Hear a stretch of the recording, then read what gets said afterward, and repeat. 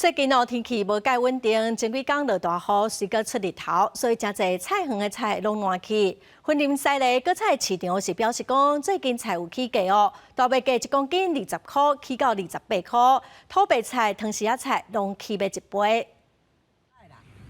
农民节在无因采收白菜，但受到近期气候无稳定的影响，云林连续落几啊天的大雨，搁出日头，导致真侪叶菜类出现烂去的情形。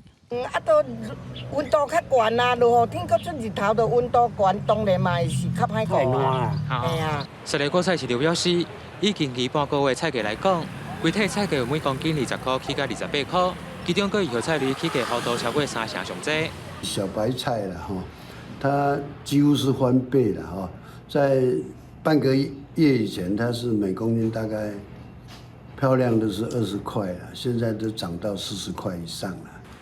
来到自助餐店，工作人员就讲，近期叶菜类买成本增加1到2成，为了留住人客，只会当家己吸收成本。青菜啊，因为这边的人都习惯吃青菜，所以成本我们就变成要自己吸收。对啊，自己吸收。西里果菜市场指出，目前所在山区的土壤含水量悬，如果天气搁出日头，会有部分的叶菜类搁有烂去的情形，因此叶菜类的价数惊细，搁有起价空间。